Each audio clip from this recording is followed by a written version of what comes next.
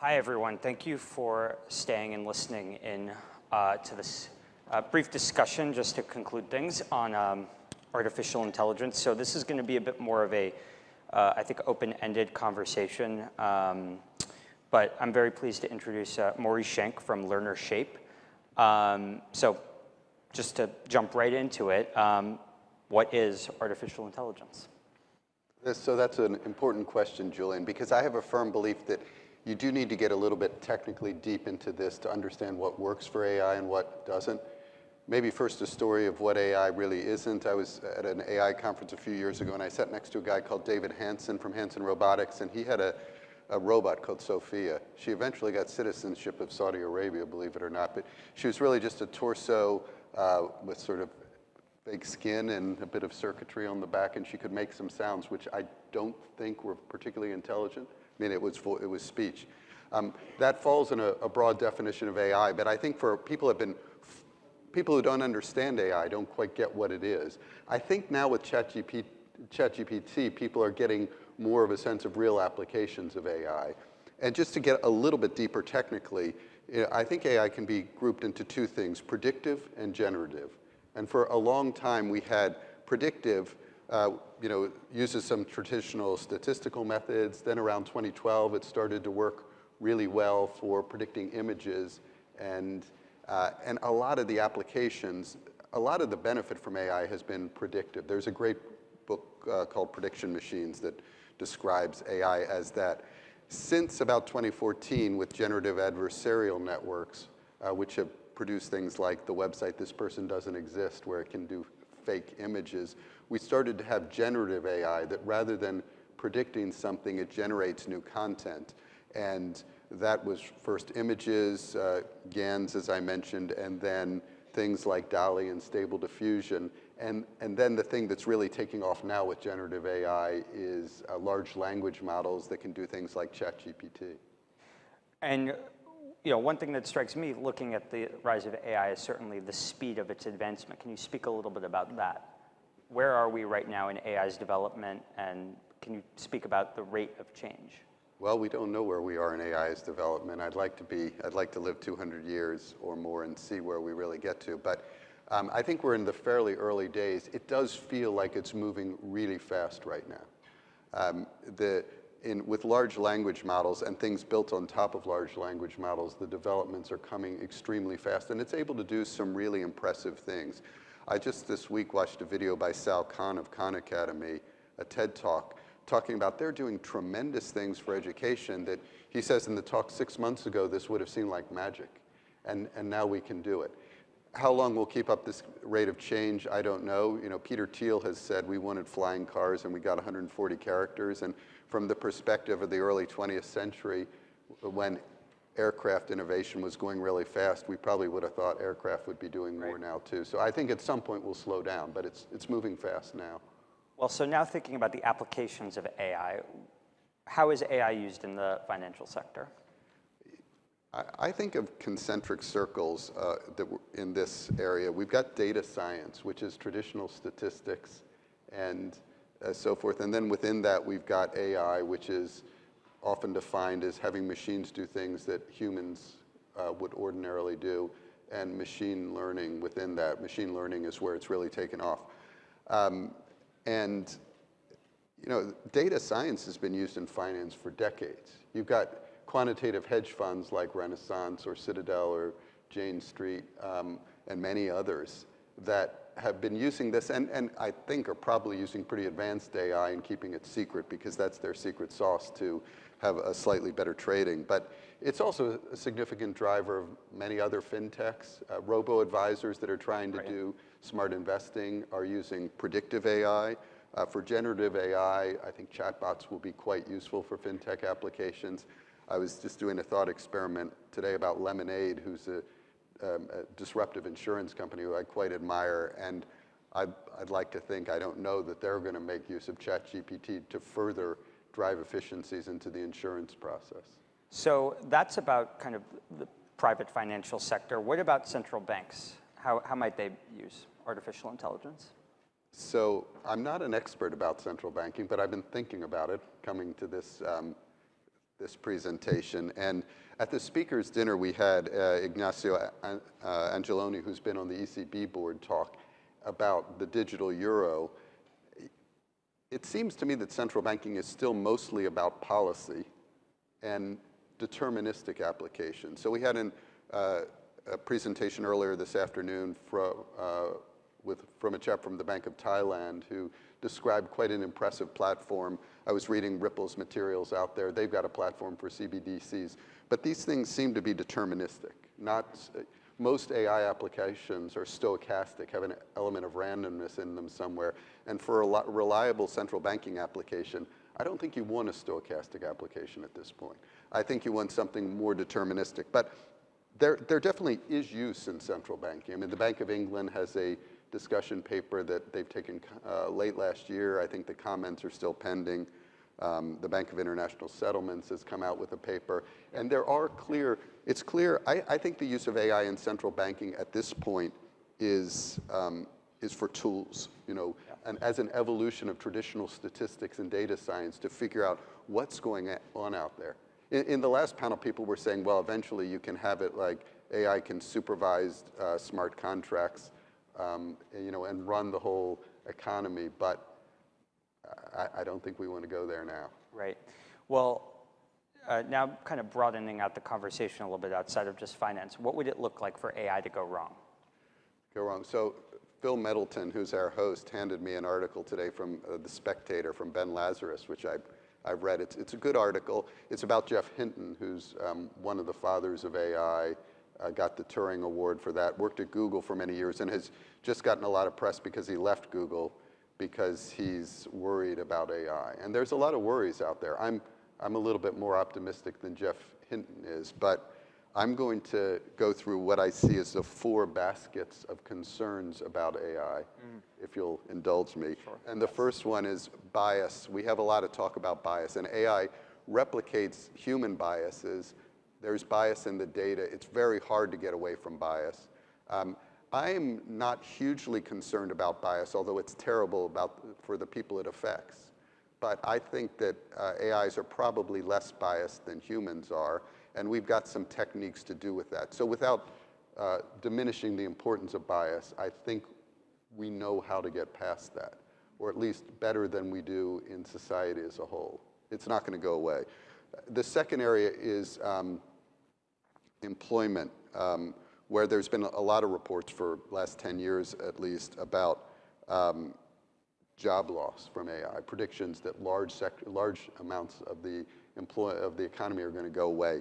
That largely has not been true, and as with previous innovations, it seems likely that AI will create more jobs than it takes away. However, in doing so, it creates a lot of social disruption, as has happened with other technical revolutions, and increases inequality, creates disruption for the people whose jobs have changed. That's a huge problem for our society. Inequality is tearing our society apart, and AI could make it worse, and that is a serious concern in my view. The third basket is what I call alignment, unintended consequences of AI. We want it to do something, it does something else. And probably the biggest negative consequence of AI so far is the idea that recommendation algorithms, which we wanted to just have people see what they want to see, has created these filter bubbles in society and division. But a lot of this is very political. I mean, you have to, the large language models are trying to create alignment now, but it's a political decision whether, whether you want the algorithm to talk badly about Donald Trump or not, for example. Also in this basket, I put superintelligence. There's a lot of worry that, maybe AIs will turn the whole world into paper clips or gray goo or something like that, or become our rulers. I'm less worried about that than some, although I think we should keep our eyes on that. And finally, basket 4 is misinformation. I think we have a couple of baskets of misinformation. We know that ChatGPT and other LLMs just get the facts wrong, so the models can produce misinformation. I think if you know that they're going to and you use them properly, that's not such a huge problem. Just people have to not use them in the wrong way. But the bigger problem I see is human use of AIs to produce misinformation, more widespread fake news, You can even create some people have created entirely fake events with videos and pictures of how they happened for political purposes. And the final comment I'll make it with ChatGPT is people have been commenting about it destroying education. I'm in the education, the ed tech and AI business. I'm very skeptical about that. It's got some problems with respect to cheating. We will get past those. And its potential for education, like this Sal Khan example I gave, is much larger than the downside. Well, I want to probe at one of those a little bit more. So on the point about joblessness and job loss, that is, of course, this argument that has been repeated through all these technological revolutions that have happened. I'm wondering, is there any merit to that argument regarding AI? Is there any evidence that AI is uniquely transformative in the way that it impacts macroeconomics and labor markets when compared to the cotton gin or the steam engine? There is merit to the argument. Sometimes you say, this time it's different. And sometimes it is different. But I don't think there's a lot of evidence that this technology is so much different than previous technologies in terms of that it's going to reduce aggregate employment. Right. I think the lessons of previous technological change are relevant here. The technological disruption increases inequality. It produces social disruption. Sometimes it produces, I think you could attribute some of the revolutions in Europe in the mid-19th century to technological change. So I don't think it's so different. I don't think it's going to destroy employment, but I think it's a problem. Mm-hmm. What would it look like for AI to go right? Why is it so important that we get this correct? Well, I think the simple AI can, as is becoming clear, has tremendous potential. It hasn't moved productivity very much yet, but it took a decade or more for the IT revolution to move productivity. And I think we could see some massive productivity gains from AI, which can make us all richer. And that's, and give us things that are better, things that work better. Google Maps is kind of cool. Google Maps uses AI. I don't think many people think that we would be better off without Google Maps. The question, we talked about inequality though, will those benefits flow mostly to capital or will they flow to society as a whole? I think we need to figure out ways for them to flow to society as a whole, which will require some government intervention. So I think productivity gains is how AI works out well while we deal with some of the problems that we were just talking about. Yeah, and before kind of continuing to ask some of these questions, I want to turn to the audience and see if anyone has questions they want to ask Maury on AI.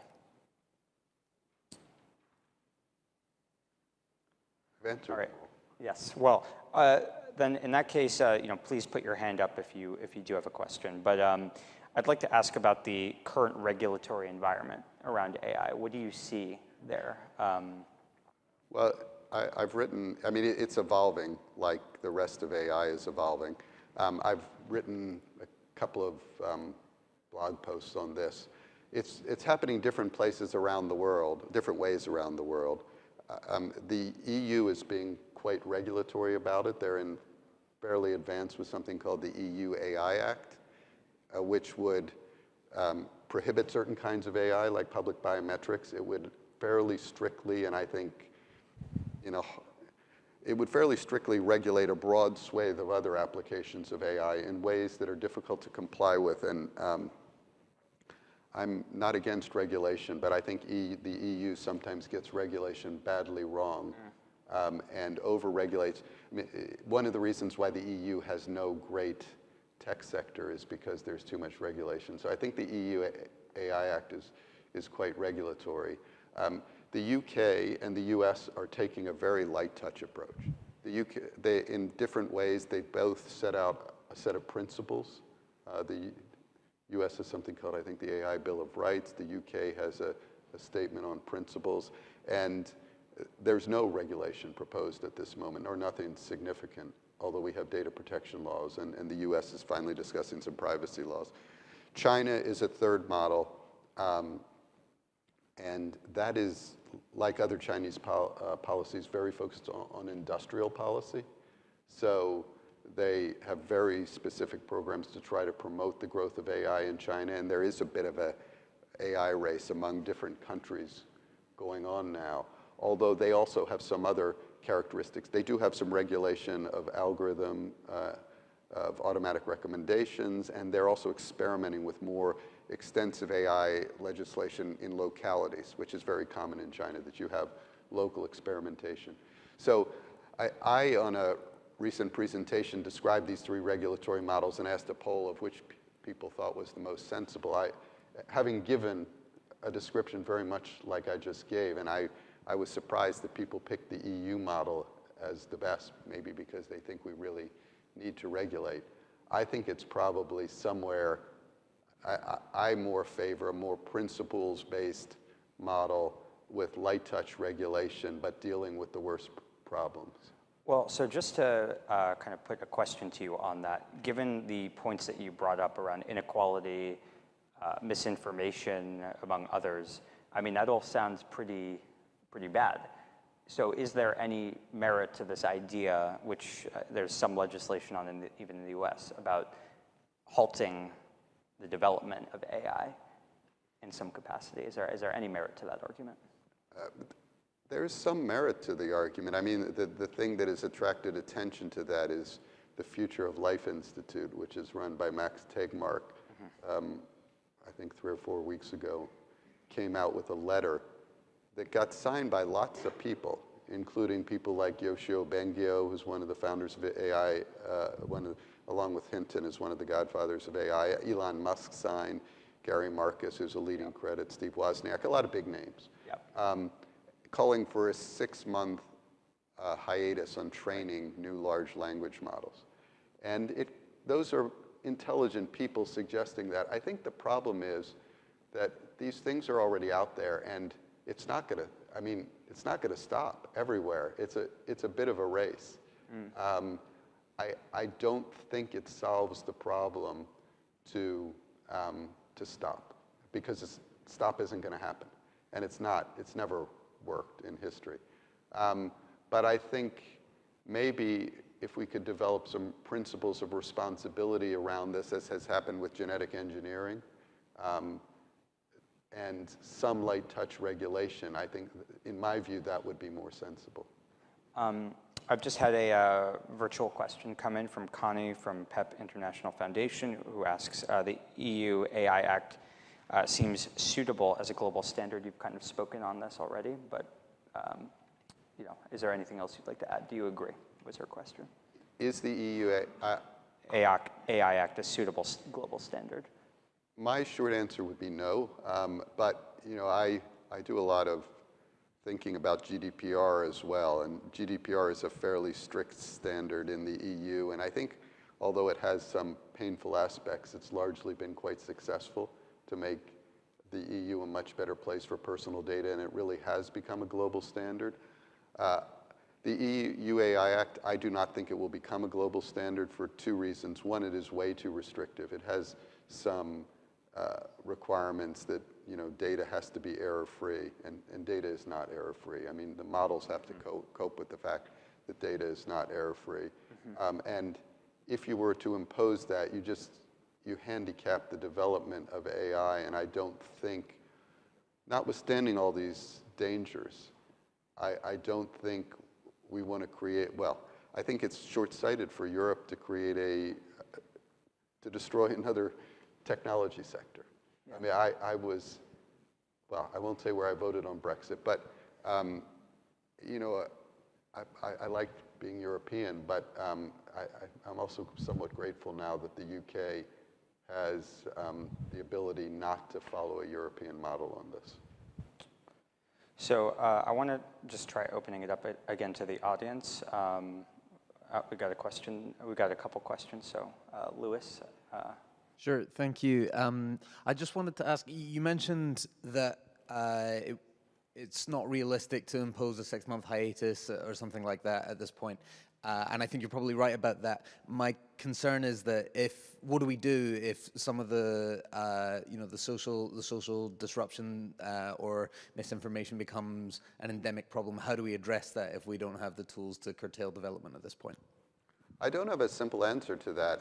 I think, though, it's most, I mean, I think it's more political. You know, at what point is our societies, you know, it's humans doing this stuff. I mean, AI magnifies it, but could we be, so you may hear from my accent that I come from the United States, although I've lived in the UK for over 20 years.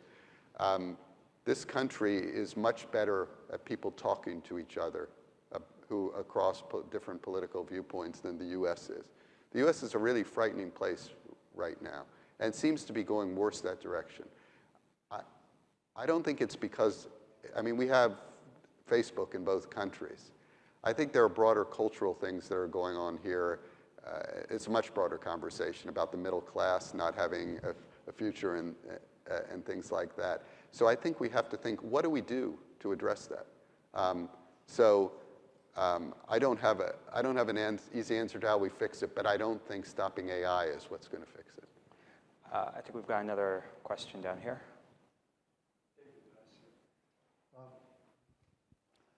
Just to sort of follow on from your point about China, really, do you see any distinct separation between political application of AI and commercial?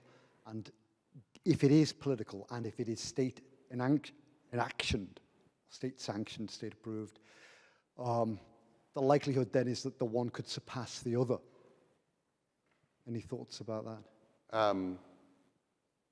Well, I'll say two things, and I'm not sure if this answers your question, but one is I think governments actually absolutely should get involved with AI, and there has been talk about things like developing public LLM models that everybody could use rather than having them provided by just a company like OpenAI. Governments have a big role to play here. Even though I've been advocating a somewhat light touch regulatory approach, I don't think that means the government steps out. The government can become a market actor. The government can do what it does in China. The US has just had massive government funding in the Inflation Reduction Act for climate change mitigation. And so we could do the same with AI. The other thought I had is that there is some competition among governments, and particularly in fiction, you'll see this idea that whoever gets the AGI, the super intelligent AGI first, is going to be the winner. You know, China's going to get it, and therefore China's going to somehow defeat whoever.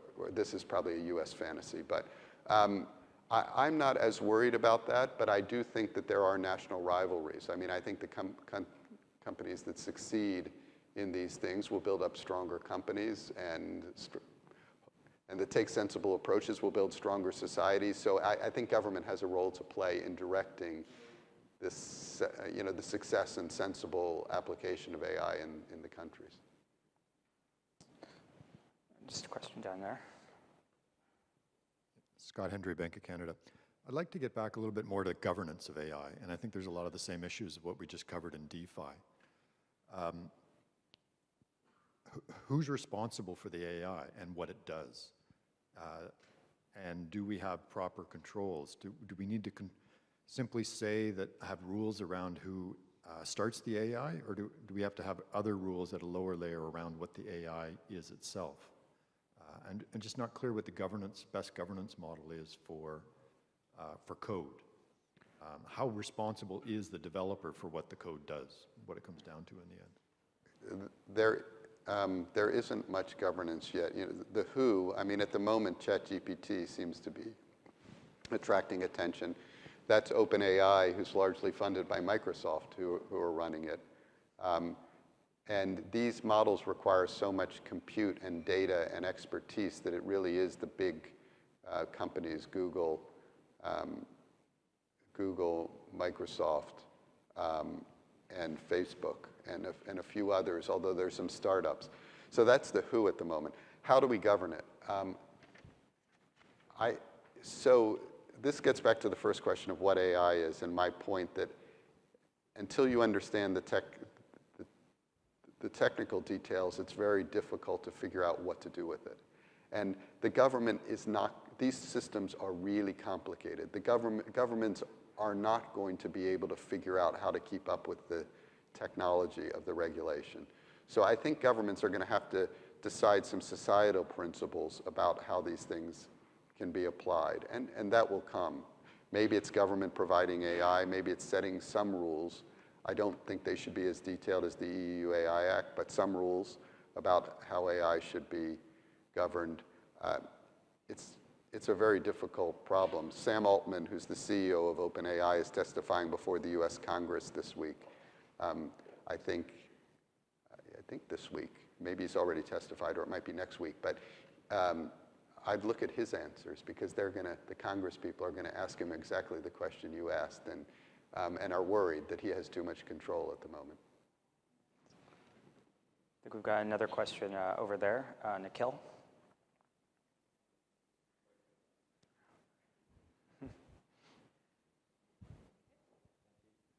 Thank you. I wanted to bring it back to the point you mentioned very briefly about education, and how you think the education system needs to change to be able to give the next generation the skills for the future workplace, which may be disrupted by AI, rather than the current workplace. So this is a topic I love to talk about. This is where my business is. I'm associated with two ed tech businesses.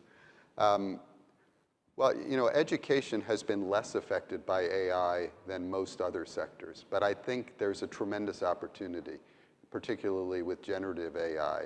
And you've asked about skills. Our education system, in my view, is somewhat broken, that we have this linear education system, but society and jobs are changing fast, and people need skills rather than degrees. This is finally having an impact. I mean, degrees continue to maintain their currency for a long time, but global universities are, for the first time, starting to see declining enrollment in the last few years. Nobody seems to know exactly why it is. But what we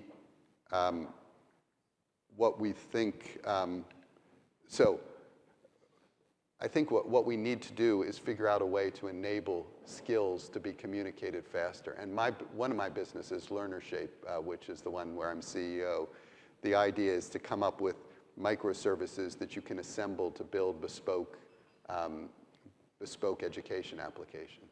And I think there's a lot of potential there. We're very early stage, but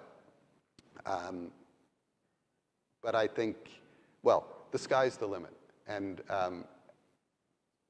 I would recommend the Sal Khan TEDx talk that I recommended a few times, to see some great examples of what AI is already doing in education, particularly with ChatGPT.